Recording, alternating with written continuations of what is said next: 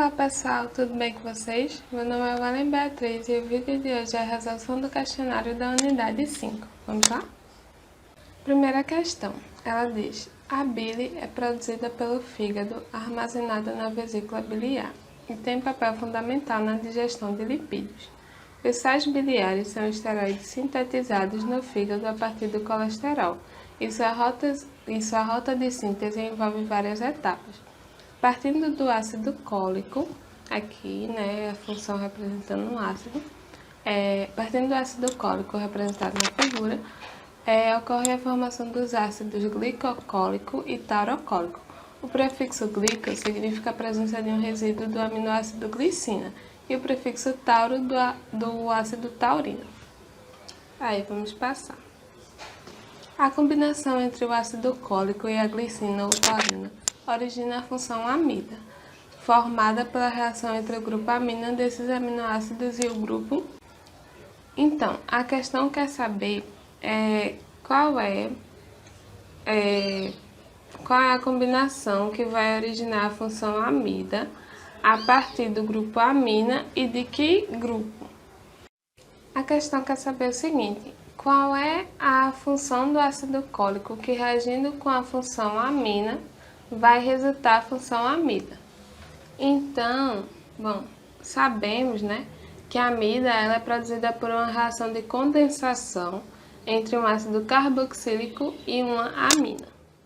Então, se eu trouxer aqui o ácido, que é esse COOH, mais uma amina, uma amina primária, o CNH2 representando a amina primária, e fazer essa reação de condensação, então eu tiro esse OH do ácido junto com um dos hidrogênios da amina e ele sai formando uma água. E o que vai resultar vai ser o quê? Quando esse OH se juntar com esse hidrogênio, eles vão sair como uma molécula de água, e o que sobrar das duas moléculas, elas se juntam formando uma amida. Então, eu tirei o OH com o hidrogênio e vai resultar numa amida mais a molécula de água. Aqui eu vou circular só para mostrar a função amida. Então, a gente já tem a resposta, Qual seria a função do ácido cólico que, reagindo com a amina, daria amida? A função, a carboxila do ácido cólico, que é esse COOH. Então, é só marcar a letra D, carboxila do ácido cólico. Agora vamos para outra questão. Essa segunda questão diz: a própolis é um produto natural conhecido por suas propriedades anti-inflamatórias e cicatrizantes. Esse material contém mais de 200 compostos identificados até o momento. Dentre eles, alguns são de estrutura simples, como é o caso desse éster, que ele está dizendo aí, cuja estrutura está mostrada a seguir, que é esse da figura. Aí ele fala: o ácido carboxílico e o álcool capazes de produzir o éster em apreço por meio da reação de esterificação são, respectivamente. Então ele quer saber o quê? Quais são o ácido carboxílico e o álcool que, através de uma reação de esterificação, vão ser capazes de formar esse éster da figura. A reação de esterificação, também chamada de esterificação de Fischer, é uma reação que ocorre entre um ácido carboxílico e um álcool, e o produto dessa reação é um éster e uma água. Só para que vocês saibam, a reação inversa à de esterificação é a reação de hidrólise, onde o éster e a água vão reagir e vai dar um ácido e um álcool. Então, só para a gente ilustrar como é que acontece essa reação de esterificação, eu trago aqui essa imagem. E daí a gente tem um ácido qualquer, e um álcool qualquer, e daí a hidroxila da carboxila do ácido se junta com o hidrogênio da hidroxila do álcool e ele sai formando uma água, se vocês verem ali de amarelinho no final da reação, E o que se formou foi, quando essa molécula de água saiu, o que sobrou do ácido e o que sobrou do álcool se juntou e formou esse éster, que está em azulzinho no final da reação. Tá bom, a gente sabe que para eu formar um éster e uma água, eu preciso, através da reação de esterificação, eu preciso reagir um ácido carboxílico e um álcool. E daí a gente vai ter o éster. Mas e se eu fizer o inverso? Ao invés de eu tirar a água, eu coloco a água no éster para que ele me dê os reagentes que formaram esse éster, que é um ácido e o álcool, que é o que a questão quer saber, quem é o ácido e quem é o álcool que foram capazes de produzir o éster da figura. Então, se eu trouxer a molécula de água que saiu e produzir uma quebra aqui na molécula da figura, onde eu circulei, né? A molécula ela vai ficar assim, uma parte, a primeira parte e a segunda parte. E daí o que é que eu faço? Eu tiro um íon H+, da molécula de água e ligo, tiro o íon H+ da molécula de água e ligo nesse oxigênio dessa segunda parte da molécula. E daí fica assim a parte da molécula, né? E daí o que sobrou da molécula de água vai ser um OH-. Por quê? Porque quando eu tirei, são 2 hidrogênios, né, e um oxigênio na molécula de água. Eu tirei um hidrogênio, sobrou um oxigênio e um hidrogênio.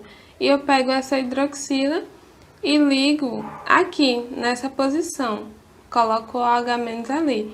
Então, se a gente olhar tudo agora, formou quais compostos? Um ácido benzoico na primeira parte que eu tinha quebrado e na segunda parte da molécula formou um álcool, um etanol, né?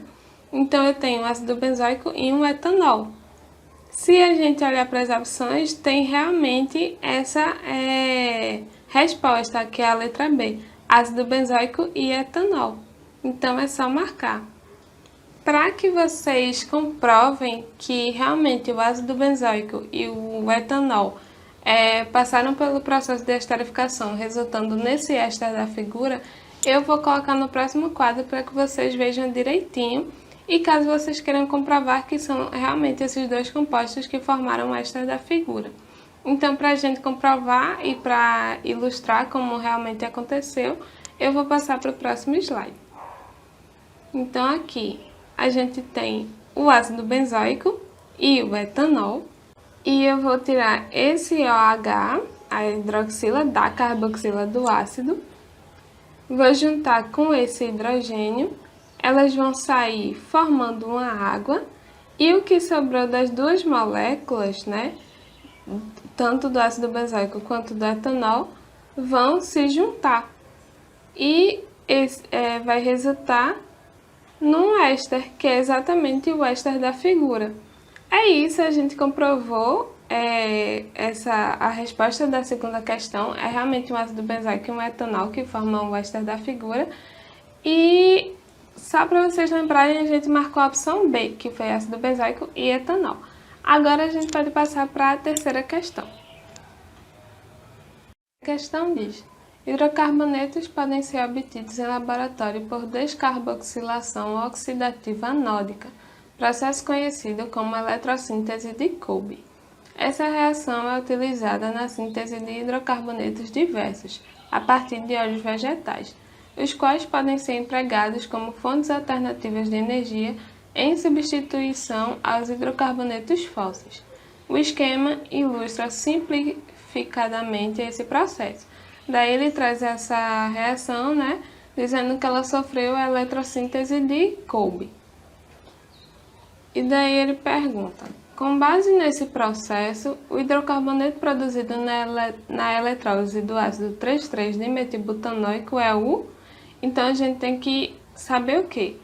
Qual é o produto que vai ser resultante da eletrossíntese de Kolbe que o 3,3-dimetilbutanoico vai sofrer. Então, se eu passar aqui, primeiro a gente vai entender como aconteceu a eletrossíntese de Kolbe para a reação da questão. E depois a gente aplica essa mesma reação no composto que ele deu, que é o 3,3-dimetil butanóico. Então, trazendo aqui, né, eu já trouxe a reação da questão. Então, se vocês repararem nessa figura, a gente tem um ácido, a gente tem 2 mols desse ácido, e no final da reação a gente tem 2 mols do CO2. Então, eu posso ilustrar dessa seguinte maneira, esses 2 mols do ácido. Dessa forma aqui, eu tenho os 2 mols do ácido explícito nessa forma. Então, eu tenho, vamos supor, né, a primeira molécula e a segunda molécula. E eu tiro das 2 moléculas essa carboxila para formar o CO2, os 2 mols de CO2. Então, esses 2 mols, eles vão sair aqui, ó, mostrando, tá vendo, os 2 mols de CO2. Então, a partir do momento que eu tirei essas 2 carboxilas da primeira e da segunda molécula, vai sobrar isso, essa partezinha na molécula 1, e na molécula 2 vai sobrar essa parte também. Então, se eu traçar uma ligação entre esses dois, a gente vai resultar nesse composto aí, nesse hidrocarboneto. Nesse daqui, que é o mesmo do hidrocarboneto formado na eletrossíntese de Kolbe, que aconteceu na reação da questão. Eu também posso fazer dessa maneira. Eu tenho os 2 mols desse composto. Então, vamos imaginar que a gente tem uma molécula em cima da outra. Para representar os 2 mols, vamos supor que eu tenho uma molécula em cima da outra. E daí eu tiro, eu faço a descarboxilação, né, e tiro esse COOH, que é a carboxila do ácido. E daí ele sai formando os 2 mols de CO2. Aí vai sair o CO2 e vai sobrar essa parte da molécula. E o que é que vai acontecer? A gente vai fazer com que esses 2 mols que sobraram se liguem entre si. De que modo? Vamos supor que eu espelho essa molécula, essa parte da molécula. Eu não disse que era como se tivesse uma sobre a outra? Então, a partir do momento que eu espelhar essa molécula, a outra parte vai sair de cima e cair do outro lado se ligando a ela. Dessa forma, eu espelho e a parte que estava em cima, ela cai do outro lado se ligando a ela. E fica esse hidrocarboneto, que é o mesmo hidrocarboneto que tem no produto da figura, lá em cima. Então, é isso. Agora vamos fazer com a reação com o composto que ele pede na questão. Eu tenho aqui o ácido 3,3-dimetilbutanóico, que é o que ele quer que a gente faça com que ele sofra a eletrossíntese de Kolbe, e ele quer saber qual é o produto quando a gente fizer essa reação. Então, eu preciso fazer o que com esse ácido 3,3-dimetilbutanóico? Fazer com que ele sofra a eletrossíntese de Kolbe.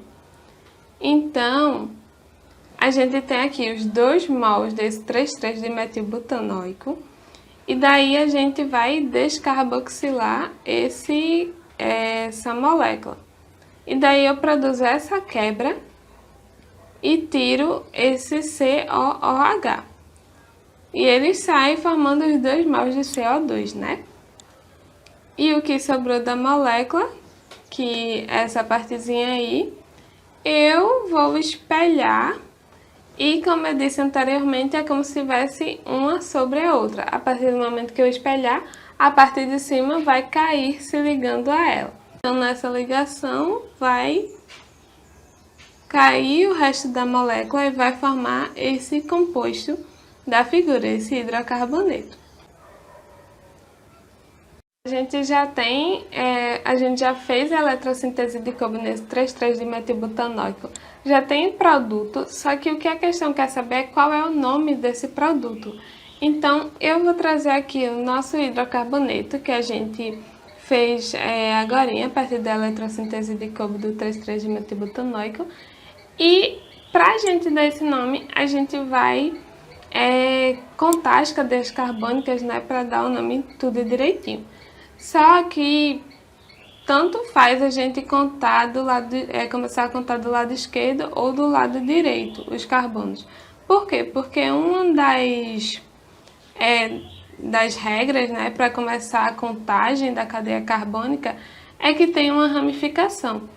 E se vocês olharem para essa molécula, tem a ramificação perto das duas extremidades, praticamente na mesma posição. Então, tanto faz eu começar a contar do lado esquerdo quanto do lado direito. Então, eu vou começar do lado esquerdo. E daí, eu numero todos os carbonos, né? E daí, se vocês repararem, no carbono 2 eu tenho aqui um metil e outro metil. Então, eu tenho 2 metis no carbono 2. E no carbono 5, aqui eu tenho metil e aqui também o metil. Então, eu tenho 2 metis no carbono 5. Totalizando 4 metis na molécula inteira. Então, o nome vai ficar o seguinte: 2,2,5,5 tetrametil, tetrametil porque são 4 metis na molécula inteira, então 2,2,5,5 tetrametil hexano, porque são 6 carbonos de ligação simples e é um hidrocarboneto, então vai ficar, só repetindo de novo, 2,2,5,5 tetrametil hexano. A opção que a gente vai marcar é a letra E. A questão fala: a química verde permite o desenvolvimento tecnológico com danos reduzidos ao meio ambiente, e encontrar rotas limpas tem sido um grande desafio. Considere 2 rotas diferentes utilizadas para a obtenção do ácido adípico, um insumo muito importante para a indústria têxtil e de plastificantes. E nessa figura a gente tem a rota tradicional, chamada de marrom, e a rota verde. E daí a questão quer saber: que fator contribui positivamente para que a segunda rota de síntese seja verde em comparação à primeira? Então, vamos analisar as opções. A primeira opção diz: a etapa única na síntese é que contribui para que a rota verde seja melhor que a primeira rota. Então, assim, se a gente reparar, né, a rota verde, se eu trouxer aqui o quadro, a gente repara que a rota verde só tem uma etapa, né, claro. E com a etapa única, vocês concordam comigo que se eu tenho uma etapa única, eu vou reduzir os resíduos que são gerados durante o processo e também vou reduzir a quantidade de compostos ruins que são jogados no meio ambiente, porque eu só tenho uma etapa. Então, basicamente, a gente já poderia marcar a opção A, porque ela diz que a etapa única na síntese é que vai ter esse fator positivo na rota verde. E aparentemente é isso. Agora vamos analisar as outras opções para confirmar se é realmente a opção A que a gente vai marcar nessa questão. Analisando as outras opções, na letra B, ele diz, pela ausência de elementos metálicos no processo, não seria essa opção porque tanto na rota tradicional, a rota marrom, quanto na rota verde, a gente tem esses elementos metálicos. Que é na rota marrom, né, o cobre, cobalto, e na rota verde o sódio. Na letra C ele diz se é pela obtenção do produto puro. E não, né? Na rota verde a gente tem a produção de um ácido e de uma água, então não é pela obtenção do produto puro. A letra D também não é pela ausência de reagentes oxidantes. E na letra E ele diz gasto de energia nulo na separação do produto. E a gente vê as temperaturas durante todo o processo, então não seria por essa opção, né? Então a opção que a gente realmente vai marcar é a letra A, etapa única na síntese. Essa questão diz: as proteínas são substâncias que estão presentes em todos os seres vivos. As proteínas são formadas por unidades menores denominadas de... Bom, As proteínas, elas são macromoléculas que são formadas por uma sequência de aminoácidos que estão unidas entre si por uma ligação peptídica. Então, eu já respondi, né? São aminoácidos as unidades menores que formam as proteínas. Mas, como eu citei anteriormente, eu disse ligação peptídica. E para que vocês saibam, né, do conceito e como ocorre, eu vou trazer aqui 2 quadros. Então, ligação peptídica, no quadro de cima, diz: é uma ligação química que ocorre entre 2 moléculas, quando o grupo carboxilo de uma molécula reage com o grupo amina de outra molécula. E no quadro de baixo a gente tem a ilustração, o grupo carboxila e o grupo amina. E circulado tem a hidroxila da carboxila da primeira molécula, e no grupo amina tem ali, né, o hidrogênio.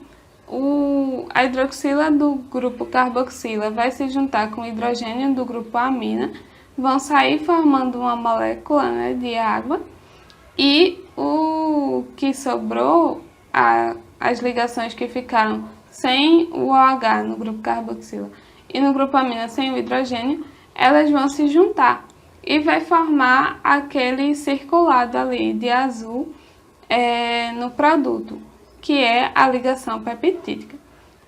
E então a gente já sabe o que é a ligação peptídica e como ocorre. E como eu já respondi aminoácidos, que são as unidades menores da proteína, a gente pode marcar agora, que é a letra C, aminoácidos.